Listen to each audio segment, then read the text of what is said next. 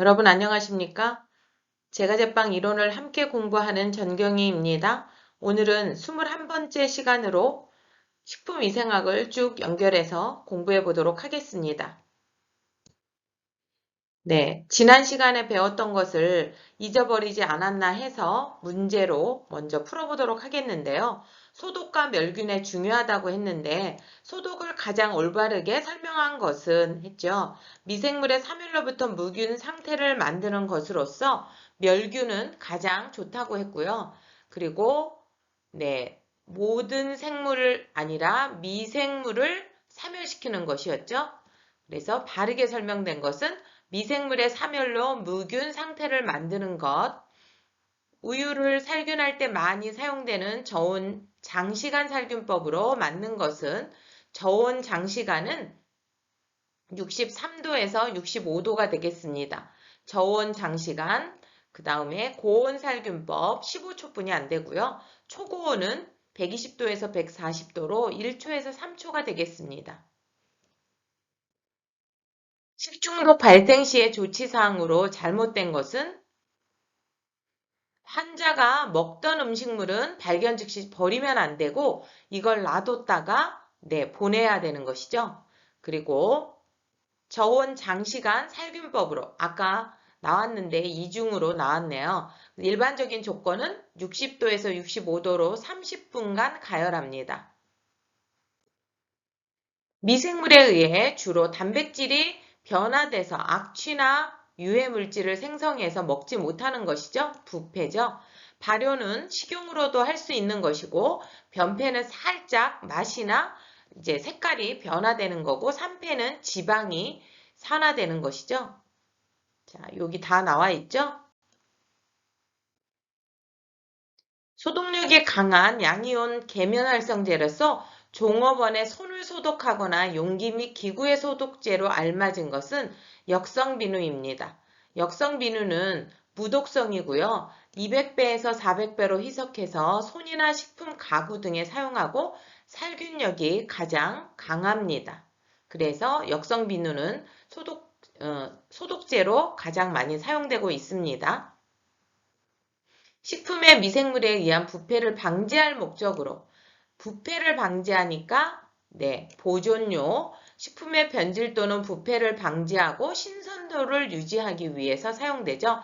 산화방지제는 산화를 방지되는 거죠. 그래서 토코페롤, 비타민 E를 넣거나 BTA 그런 것들이 있었죠. 팽창제는 부풀게 만드는 것이고 착향료는 냄새를 좋게 하는 것이었죠. 식품의 변폐 현상 중에서 가장 큰 화학적인 것은 산패 식용유죠. 산화된 식용유를 쓰는 것은 화학적인 변질 현상으로 안 되죠. 식품의 변질에 관여하는 요인과 거리가 먼 것은 변질에 관여하는 것은 영양분, 수분, 산소, 공기, 온도, pH였죠. 그래서 압력은 아니죠. 식품의 부패를 판정하는 화학적인 방법은 TMA를 측정해서 어패류의 선도 판정법 중에 휘발성 염기 질소량을 측정해서 선도를 판정합니다. 자, 채소를 통해서 감염되는 기생충, 여러분들, 요충, 회충, 구충, 동양 모양 선충, 편충 이런 것들이 있는데 요충은 직장 내에 기성하는 성충이 항문 주위에 산란하거나 경구를 침입합니다. 경구에서 그러니까 입이나 손으로 해서 들어가는 것이죠. 회충은 손, 파리, 바퀴벌레 등에 의해 식품이나 음식물에 오염되어 경구 침입하고요. 구충은 십이지장충이라고도 하는데 경구 감염 및 경피 침입, 손에 상처 났을 때 들어갈 수 있다는 것이죠. 동양 모양 선충은 위나 위 12지장이나 소장의 기생에서 발생됩니다. 자, 편충은 주로 맹장에 기생하고 빈혈과 신경증을 유발하고 설사증도 일으킵니다. 어패류를 통해서 감염되는 기생충으로 간흡충, 간디스토마, 폐흡충, 폐디스토마, 요코가흡충, 광절, 열두조충 이렇게 해서 이런 것들이 있는데 여러분들이 제1 중간숙주, 제2 중간숙주, 이 숙주라는 것은 먹이 사슬입니다. 그래서 외우렁이 이제 병이 들었는데 그걸 민물고기 잉어가 잡아먹어서 그 잉어를 사람이 먹었을 때, 네, 그랬을 때 이제 발병되는 게 간디스토마. 그래서 이거는 여러분들이 외워야 되는데요. 제1 중간숙주, 제2 중간숙주를 외워야 되기 때문에 네, 간디가 외우러 이렇게로 외우시면 간디가 외우러 간디스토마 외우러 이러면 기억하시겠죠? 그래서 간디가 외우러 이렇게로 기억을 해두시면 아마 제1 중간숙주 찾으시면 제2 중간숙주 찾으실 수 있으리라 생각됩니다. 페디스토마는 다슬기, 가재, 개가 제2 중간숙주입니다. 욕고가 흡충은 다슬기 민물고기고요. 광절 열두조충은 물벼룩이면서 농어나 연어, 숭어, 네, 이런 것들이 이제 제2 중간숙주가 되어서 발병할 수 있습니다. 채소를 통한 거, 어패류를 통해서 감염되는 기생충에 대한 것들을 머릿속에 바로바로 넣으시기 바랍니다. 육류를 통해서 감염되는 기생충으로는 유구조충, 그래서 갈고리 촌충, 돼지고기 촌충이라고 되어 있는데요.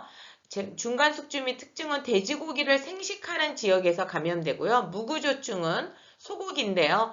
무쏘라는 차가 있죠. 자동차. 그래서 무쏘를 외워두면 유구조충은 찾을 수 있을 것으로 생각됩니다. 선모충은 쥐로부터 해서 돼지고기가 감염되는 것입니다. 식중독이라는 것은 오염된 식품이나 첨가물, 기구, 용기 등의 포장 등에 의해 생리적 이상을 일으키는 질병으로 급성 위장장애나 설사 등이 나타나는 질병입니다. 세균성 식중독의 분류와 성질에서 경구 전염병과 세균성 식중독에 대해서 차이점을 알아야 되는데요. 경구 전염병은 소량의 균으로 발병됩니다. 그리고 2차 감염이 있습니다. 그리고 잠복기가 일반적으로 길고요. 면역이 성립되는 것이 많습니다. 그러나 세균성 식중독은 대량의 세균이고요. 그 다음에 2차 감염이 별로 없고요. 단 살모넬라균만 2차 감염이 될 수 있고요. 경구 전염병에 비해 잠복기는 짧고 면역성이 없습니다. 그래서 여러분들이 한쪽만 외워두시면 나머지가 그 반대라는 걸 기억해 주시면 될 것 같고요. 세균성 식중독은 우리가 급식 먹었을 때 바로 점심에 먹고 오후 한 3, 4시쯤에 발병할 수도 있는 것이죠. 그리고 편의점에서 내가 삼각김밥을 먹었는데 발병을 했어요.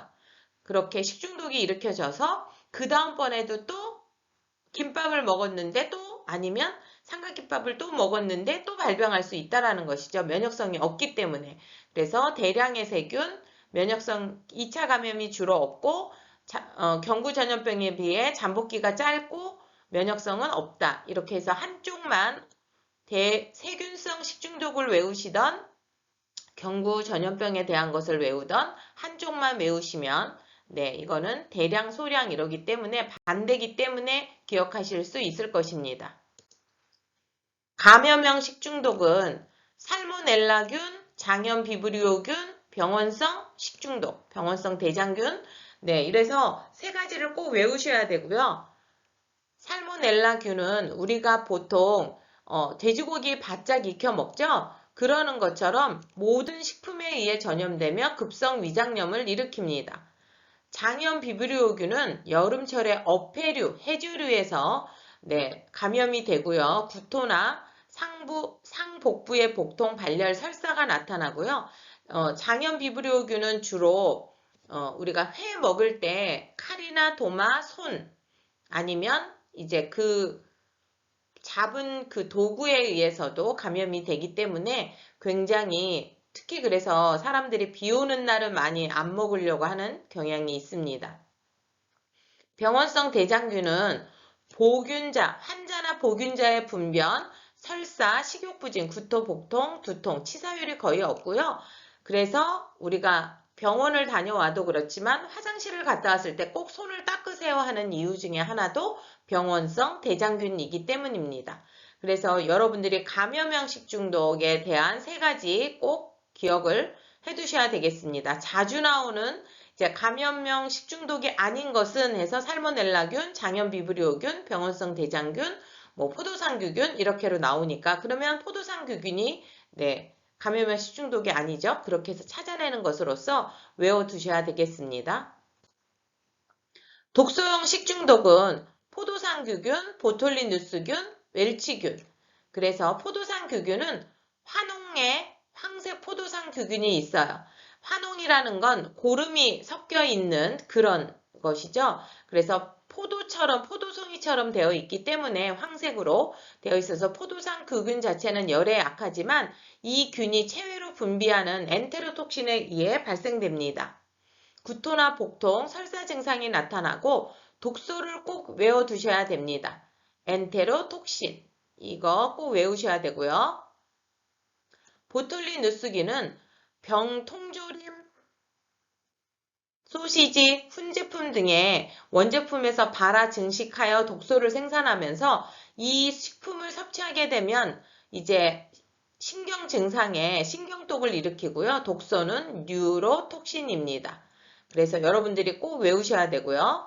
웰치균은 사람의 분변, 토양에 분포되어서 심한 설사 복통이 나타나고 독소는 엔테로톡신입니다. 그래서 포도상규균 엔테로톡신, 웰치균 엔테로톡신 똑같고요. 그래서 웰치스를 생각하게 저는 많이 하는데요. 웰치스가 거의 웰치균 그러면 웰치스 외우시면 기억이 나시겠죠? 그래서 웰치스가 포도색의 주스입니다. 그래서 그걸로 기억해 두시면 이게 포도색 그러면 포도상규균도 생각되고 웰치균도 생각이 되어서 엔테로톡신을 찾으시기 바랍니다. 그리고 보톨리누스균의 뉴로톡신은 여러분들이 병통조림 우리 찌그러진 거 사지 않게 하는 이유 중에 하나가 물론 물건을 운반하다가 찌그러뜨릴 수도 있지만 아예 공장에서 찌그러져서 그게 멸균 처리가 안 돼서 나올 수가 있기 때문에 이왕이면 찌그러진 것보다는 온전한 병통조림을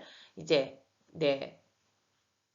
병보다는 이제 통조림에 주로 그런 것을 찾으시기 바랍니다. 그래서 포도상규균, 웰치균, 보톨리누스균, 여기는 독소까지 다 외워두셔야 되겠습니다. 꼭 기억해 두셔야 되겠습니다. 감염형 식중독, 독소형 식중독 기억해 주십시오. 너무도 중요한 것들이 많이 나오고 있어서 여러분들이 정말 그때그때 외워주시고요. 제가 앞머리 따서 외우게 하는 방법, 간디가 외우러, 그러면 간디스토마는 제1 중간숙주가 외우러, 그리고 감염형 식중독, 살모넬라균, 병원성 대장균, 장염비브리오균, 독소형 식중독, 웰치균, 포도상규균, 보톨리누스균. 그래서 엔테르톡신 외우시는 거, 뉴로톡신 외우시는 거 꼭 기억해 주시기 바랍니다. 가장 중요해서 여러 번 시험에 나오는 것으로서 말씀드리는 것이고요. 저의 수업을 경청해 주셔서 대단히 감사합니다. 그리고 여러분들이 도움이 되셨다면 댓글도 부탁드리겠습니다. 고맙습니다.